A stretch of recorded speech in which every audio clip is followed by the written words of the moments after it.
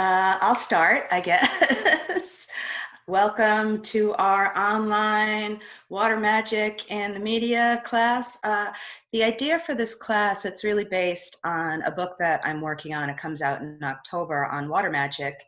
And Jason was gracious enough to have a conversation with me about how this manifests in the media, and then it got cut from the book. So we decided we still wanted to do it as a conversation and a workshop and present it here to you guys. So I guess I will let him introduce himself and then we'll get started. Hi, I'm Jason. We've been having this, snarky pop culture dialogue back and forth for the last 10 years, or 15 years, or however long it's been. I don't know. So it's like, whenever we start talking about something, we're just continuing the conversation at some point. So yeah. How do you want to set up the framework of what water magic in pop culture looks like? Sure. I think that there's definitely themes that present themselves when we're talking about water. We're looking at the unknown, we're looking at transformation, we're looking at something that is both internal and vital and external and vital. Most of our bodies are made up of water. If we look at our hearts and our brains, they're made up of even more water. We look at the planet, it's made up of mostly water. So, you really can't escape it. Certainly not now that I'm living in the swamp, but and these things. Yeah, right. I'm not underwater yet. Who knows? The day is young. But I think that these themes come out over and over again in the media. And what we're just going to do today is present some of our favorites, the ones that we think really exemplify these issues. And then we're just going to dialogue a little bit back and forth. And then we're going to take questions at the end in the chat. So that's how that's going to go. One of the things I was thinking about the other day, as far as kind of archetypal models in Western pop culture, I was thinking of the whole, Lady the Lake thing, watery tarts, distributing swords and all that. What are you calling a watery tart? Isn't that the Monty Python thing? Anyway, yeah. But yeah, like when we unpack that story, the way that just the image of the feminine hand emerging from the water with the sword, and that this is the seat of power. This is the bestowing upon the male hero that blessing of the feminine from water. These are the kind of patriarchal myths coming from Western folklore that we're still it is still, excuse the pun, bubbling around. And I think a lot of the stuff we were talking about when we look at these current manifestations, you can trace it to that. Definitely. I think that water primarily gets, gendered as feminine, and we see that over and over again. And some of these modern things that I always want to talk about when I talk about water magic and the media and things like that is a movie called sBayou, directed by Kasi Lemmons. And it's funny because sBayou is the one movie about, sort of hoodoo and Black spirituality that almost everybody really loves. And I love it because it's the first Hollywood film directed by a Black woman. So props to, her for that. Oh, Kasi Lemmons, she went on to direct Harriet. She did Harriet this year. That was her second film. So she went all the way, her second major film. She did some indie things. And but this was the first real thing that she was allowed to do. And you get a real sense of that kind of energy or ashe of the swamp, how like the whole underworld and psychic connections come through the water that surrounds her when she's growing up. And I love the montages that she uses in that too, where it's like we're looking through a watery lens and things turn black and white and fuzzy and stuff like that. And to me, again, I think this is a metaphor for death and the psychic realms and sex and all of these things that again get associated with the water over and over again. So what do you think about that, Jason? I need to see this film. I haven't seen it. What? No, I've heard of it, but I don't watch a lot of movies these days. But yeah. But yeah, I mean, everything you're talking about reflects in you know, a lot of the things that came up in our dialogue were. I mean, it's about a year old now, but you know, stuff that I was watching last summer, and of course, you know, just because of the pop culture I've been immersed in for a while, it's you know, superhero related, and you know, coming from, I think we primarily talked about Cloak and Dagger, which was a Marvel property that was on Hulu that ended last year at some point, and then Swamp Thing, which is DC, which also was a one and done thing. But for comic fans out there, you know, Swamp Thing is a long-standing DC property that had quite a cult following in the 80s. Based on Alan Moore's revival of it, and totally rethinking the story. A lot of us, you know, kids our age who grew up watching the Adrienne Barbeau scantily clad in the swamp movie and TV show from the 80s. You know, formative years. You know. But this is a total reimagining of it that Alan Moore did in the 80s, in which the main character isn't just some scientist who's transformed by the swamp. It's actually, you know, the story is the scientist dies, and it's the swamp forming a creature who thinks he's human, and it's not revealed until later on he's actually a plant. And so the swamp becomes, you know, under Alan Moore's run, became this. There's gonna be a lot of puns, so just forgive me in this workshop. But this, you know, the swamp becomes this fecund, you know, fertile ground for these swampy stories. You know, stories in which, you know, we talked about, you know, all this stuff that's set in these watery areas are liminal stories. You know, they're you know, they are twilight zones of, you know, not quite land, not quite water, but these in between spaces.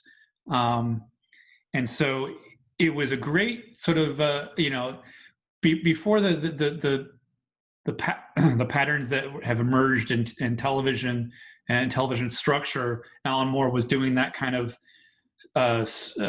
procedural / serial thing, where it was like, okay, here you get like a different monster or horrific story every issue, but it's also part of the larger story, so that you could have one-offs that were sort of like, and it was like almost like an anthology series where Swamp Thing might be part of that story, or he might just be observing it.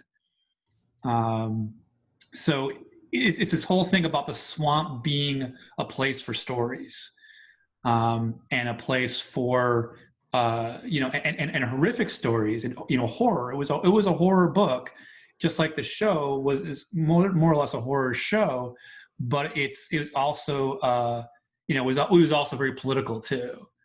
You know, there was stuff about environmentalism. There was stuff about, you know, there was some really interesting feminist and gender work going on in it. And so, yeah, there was, you know, we talked about this thing with it was on DC Universe. It only lasted for like a season, even though it was like really critically successful. They canceled it for some unknown reason even before the first episode aired. But now, funny enough, because of the pandemic, they're running out of new material to show, so they're going to show it on the CW this fall as part of their fall lineup, which doesn't have any new shows. So more people will get to see it. So if you're out there and you're curious about this adaptation of Swamp Thing, it's going to be on the CW this fall if you don't have DC Universe or HBO Max or whatever it is. But anyway, so those kinds of things are happening. And in these stories, especially within, these stories like Swamp Thing and Cloak and Dagger that are ostensibly superhero stories, they're also horror stories, and they're also folklore stories. So yeah, the water, Skip was asking about why is water horrific? Well, I think you get that from the very beginning because it's unknown, it's dangerous. I think a lot of the stories that came up were basically, look, you have kids, I have kids, Skip had kids. You've got to tell the kids something to keep them away from the water. So you tell them Jenny Green Teeth is in there, or some other horrific, creepy thing. Like I came up with this, there's Japanese folk tales about, anus sucking vampires that come out of the water. So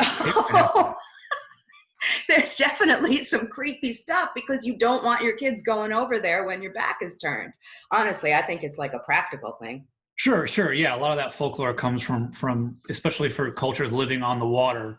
It is definitely practical to keep a healthy fear of it. But yeah, and it is the unknown, and it's also there's also a real strong psychological terror there. That goes along with not just drowning, but just being overwhelmed by the unknown, but also vastness. The notion of the vast abyss of the ocean. There's often imagery associated in Kabbalah with Binah, the divine feminine that's unformed, that it's just, and this goes through all this stuff, the idea of water being life and death, the womb and and the path of the underworld, the river Styx, all that stuff.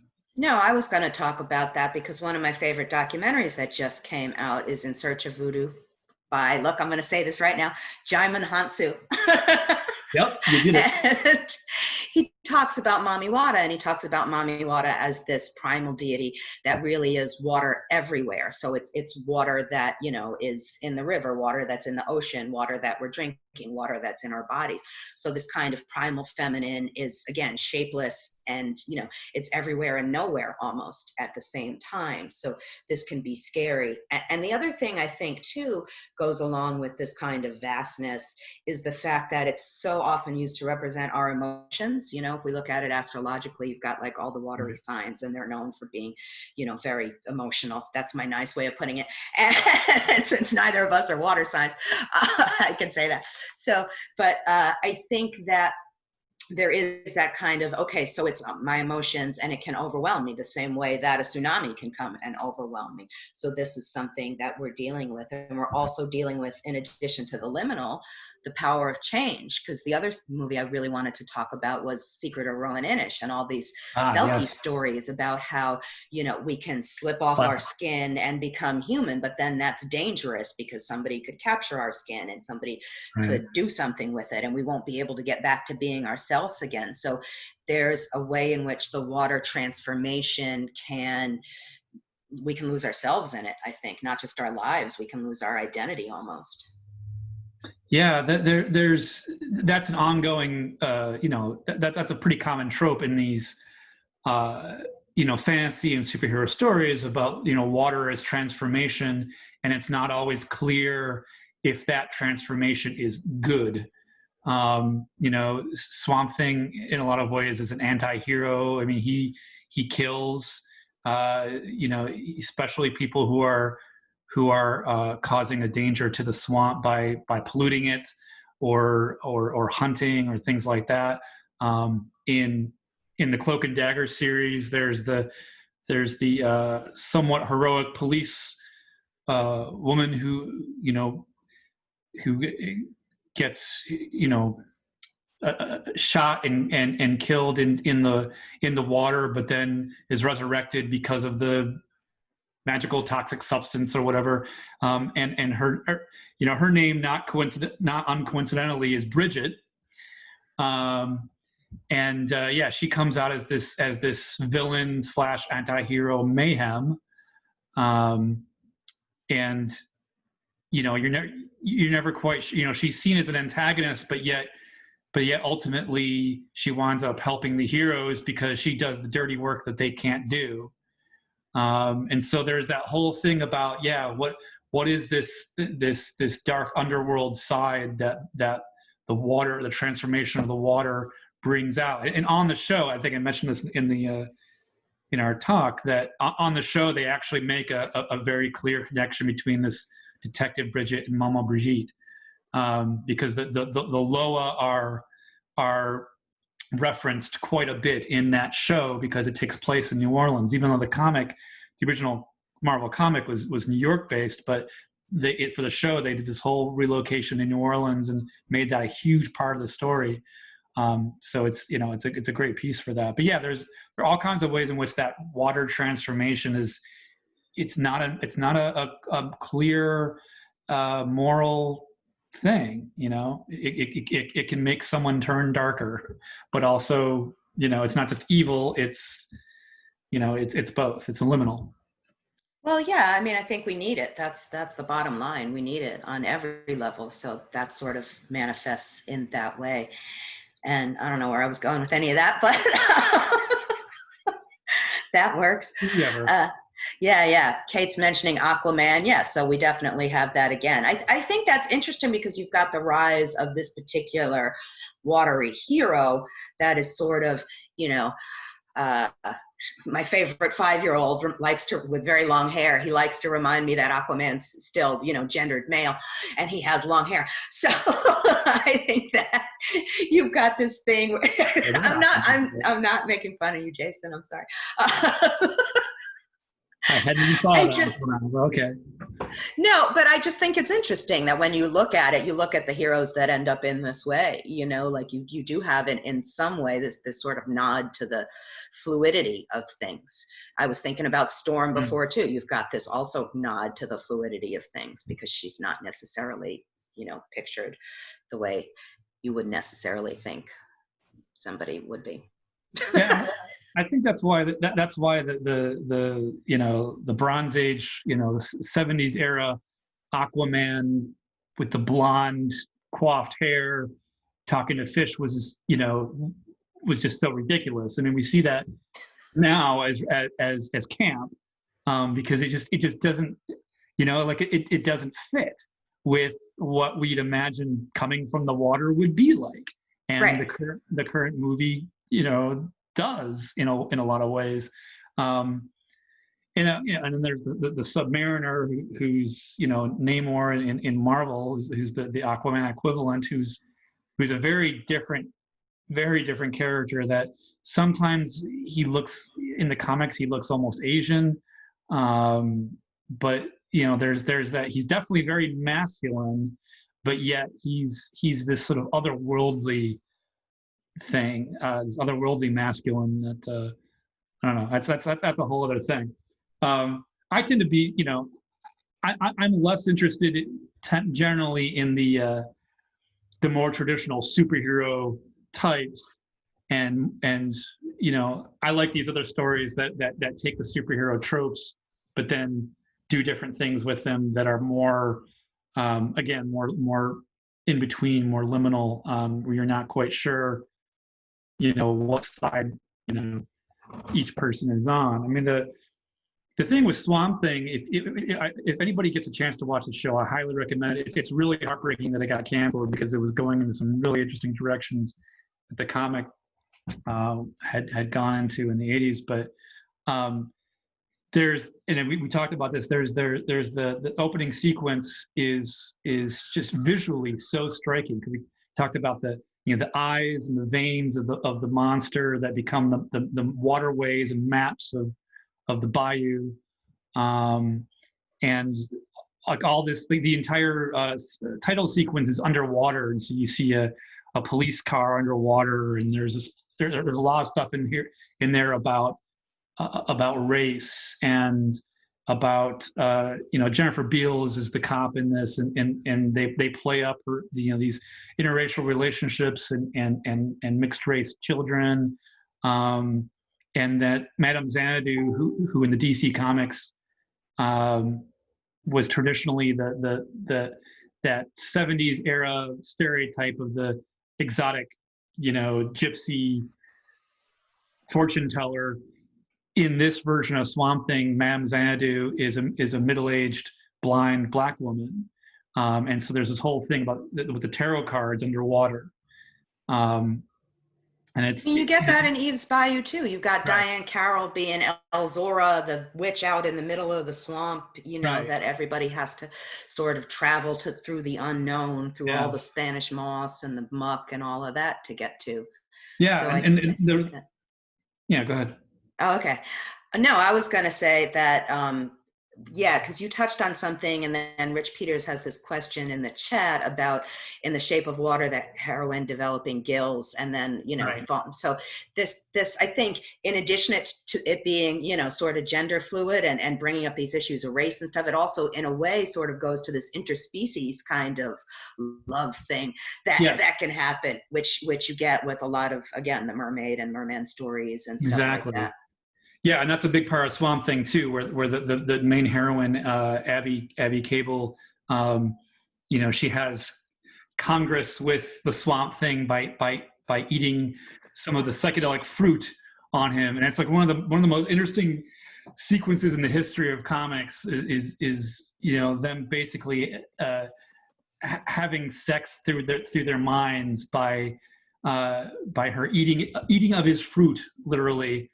And there's this whole romance between the two of them, and they even have a child somehow who embodies this character of the green, this kind of elemental. She's like a human elemental. So that's a big part of it. But yeah, the whole thing about I wanted to give it to the whole thing about the liminal, about like Madame Xanadu in the Swamp Thing show. You get a reading from her. You have to go to the roadhouse that's on the water, and they often show these sequences of these bayou houses collapsing into the water, and like this is a really primal image. I don't know how many people out here in the workshop have had these dreams of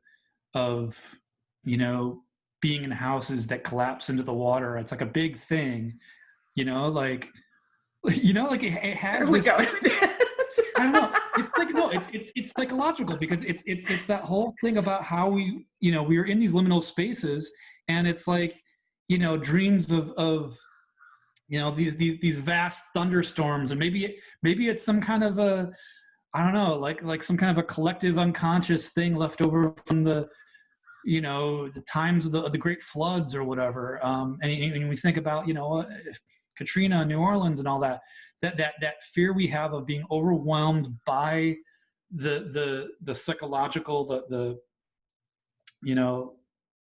unknown, the liminal, the feminine. No, sure. I mean, I think this ties in. We got another comment. I think this ties in with water and creativity. I think because it's assigned this sort of, the depths, this emotion, it's healing, it's cleansing, it's all of these things, then this fosters creativity, because creativity naturally follows from that state. It's transformational, but in a much more gentle way, I think, than the other elements can be. Not always. Yeah, well, it's definitely it can be gentle. The whole thing about the way that we use water, in cultures around the world as blessing, purification, baptism, things like that. But it can also be really, really not gentle. The way with the way that we are overwhelmed by floods and sure. and drowning in when we talk about psychological states, we often use this language of water, of being overwhelmed, drowning emotions, and or some other terms that I'm thinking of, like, we talk about the floodgates opening up, and just the language that we use so much has to do with water as a force of nature that is terrifying in a lot of ways. Yeah. No, I agree. All right. Well, now we have we got. Oh, look! It says we have 9 minutes left. I don't know how that happened. Let's open up to people. People are asking questions. Does anybody have any other questions? How do I? Okay, let's see. How do I look at the whole list of things? Push the chat button on the bottom. Okay. Chat button. Yeah, there we go. Okay. Oh, see, people are dreaming of tsunamis, and somebody's dreaming of an aquarium. All right, it's just me. It's a pretty common thing.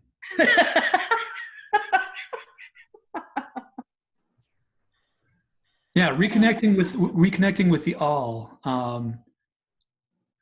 D. Hilton said that. Yeah, reconnecting with the that's a big thing, because the idea that the ocean is this vast thing that we came from, that we are disconnected from, but yet we're still drawn back to it, and that when we, in our unconscious or in reality, if we're like,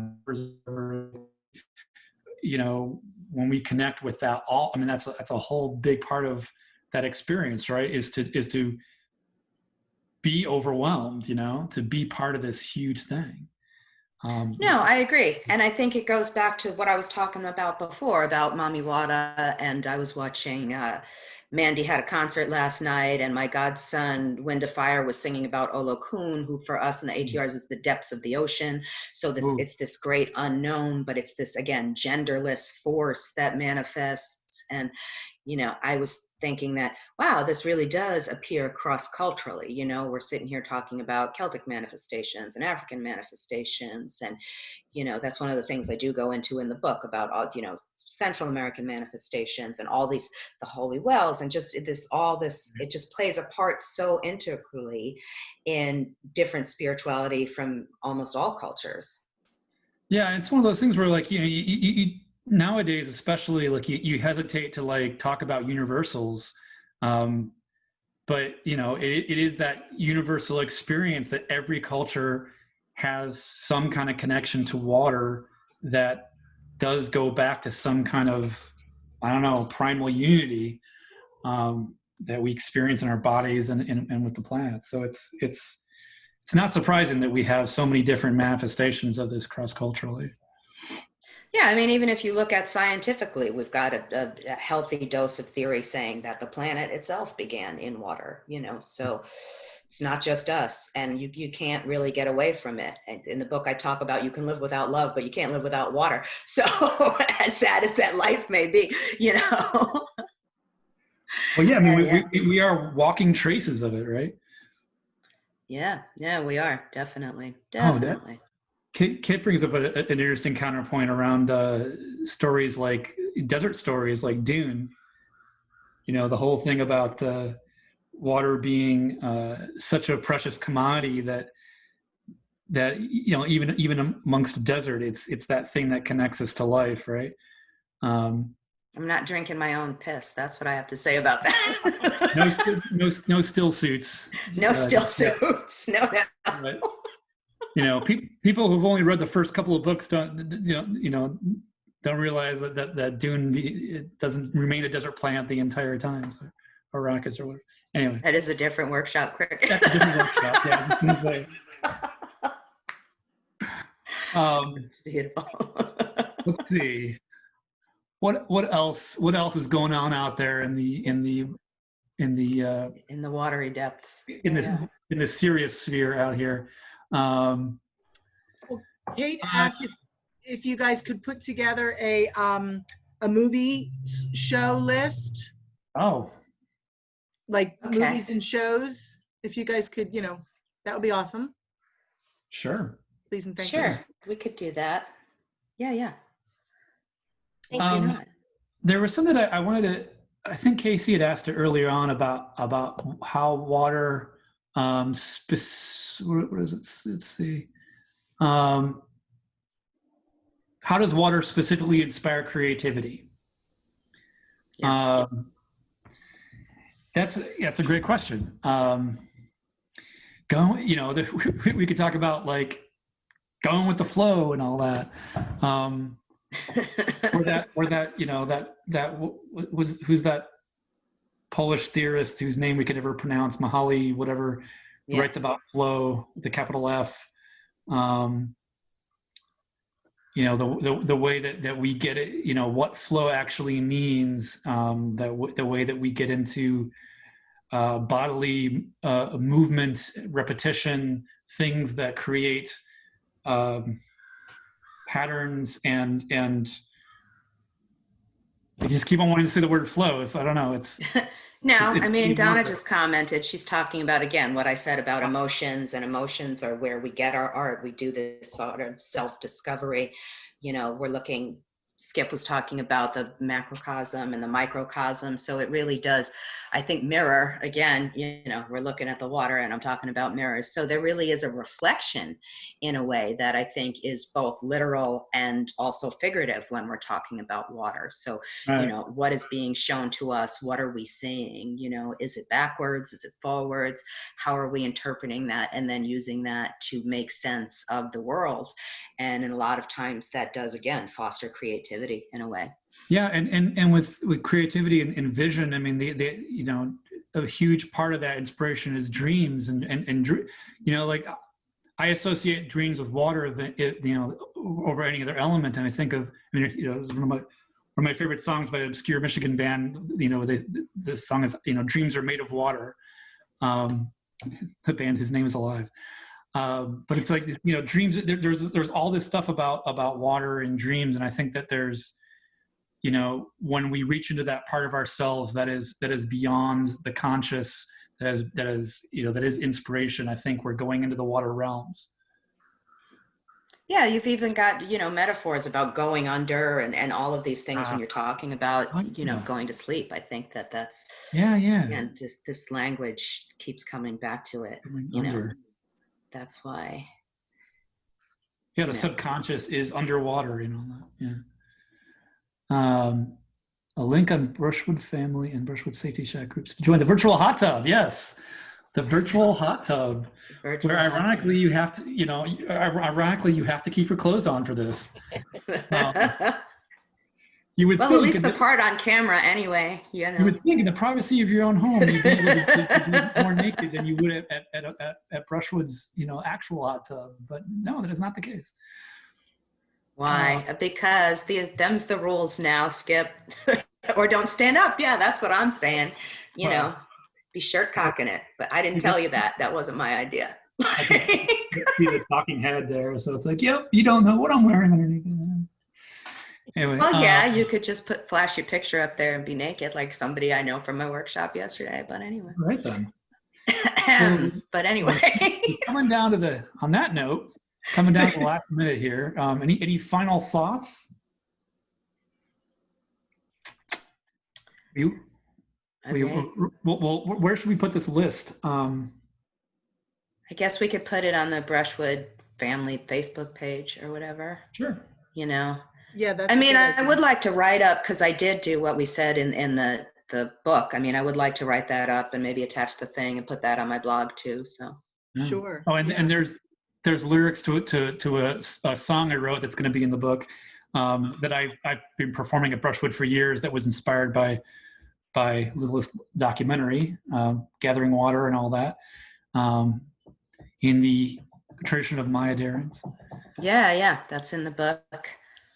So yeah, we got less than a minute. Here's my website, everybody, in case you want to find me or message me or find out more about the book. But you can pre-order the book now. So. Did you get the pictures? Did you email them to me? I thought I did. Well, I didn't get them. I'll send them again, just to be sure. This is on Llewellyn, right? Yes, Water Magick is a Llewellyn book. I am now a Llewellyn author, among other things. So, and Jason's in there too. So now he's by extension a Llewellyn. I think we're going to get cut off, guys. But thank you, Jason and Lilith. That was wonderful. Thank you. Malfoy says bye. Bye.